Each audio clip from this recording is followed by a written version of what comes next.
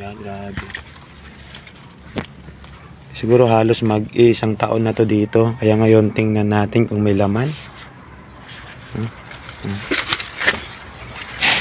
Oh, kasi walang halos lupa, konti lang yung lupa, puro basura.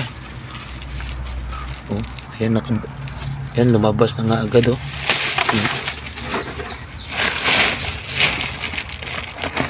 Ano, kasi naka-flooring to mga idol, eh. Ayan, ay, ang lalaki.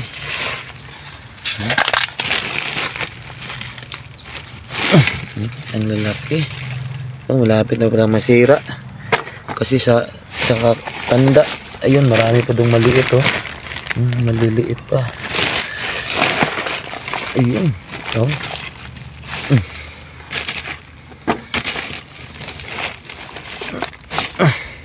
Grabe, ang laki. Ang laki, oh.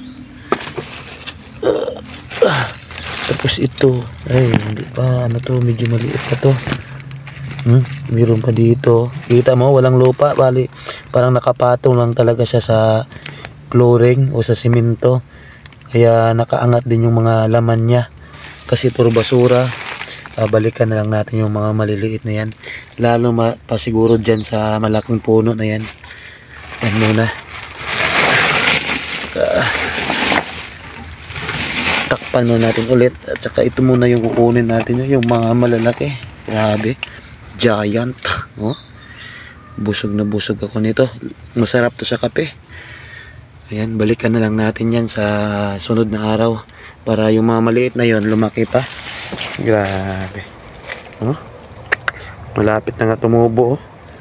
Tingnan nyo mga idol, oh. Ang laki. Yan, umapaw na yung puno sa pader ng kulungan ng baboy. Yan, ang laki. Tsaka mabilis lang kunin yung laman kasi parang nakaluhutang lang, nasa ibabaw lang kasi wala namang lupa. Yan, tara, linisan na natin to. Yan, libre na yung merienda natin ngayong hapon. Ang laki. Malapit ang tumubo, oh.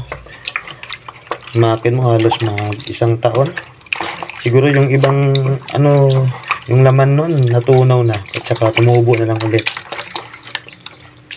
Kasi nakita ko dati isang puno lang yan, ngayon dumami. Siguro tumubo na yung mga ugat niya.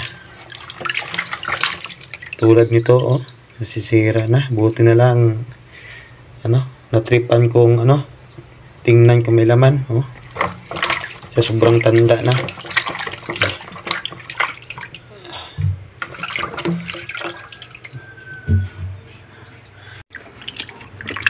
Yung mga idol, pinutol ko na.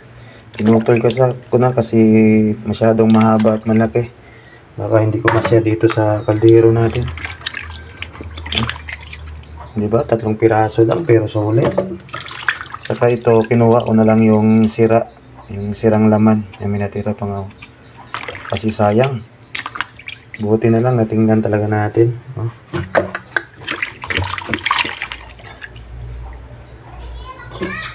Laki.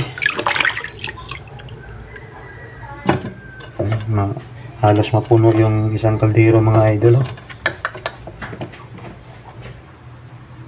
Lagyan lang natin ng konting tubig para maluto lang ba.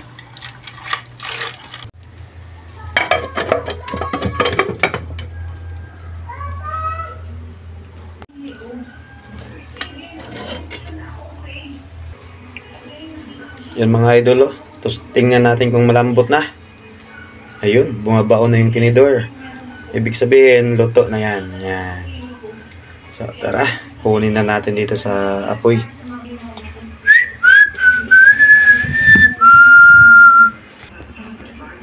Yan, at i-transfer na natin dito sa mahiwaga nating plato. Ayan, oops. Ito yung merienda natin ngayong hapon. Tama-tama kasi medyo maulan sa labas. Ang sarap i-partner to sa sa kape. Ayan. Oops. Yun. Laki nito, bigat. Di kaya ng tinidor. Ayan. May sun power para sa anti-linis at amo para pinipili sa araw. Sun fresh powder, mainit may detergent na rin. Sabaw pa lang, ulam na. Good taste. Sabaw pa lang, ulam na. Kayo dyan mga idol, ano yung merienda nyo? Tara, at ako ay kakain na with coffee.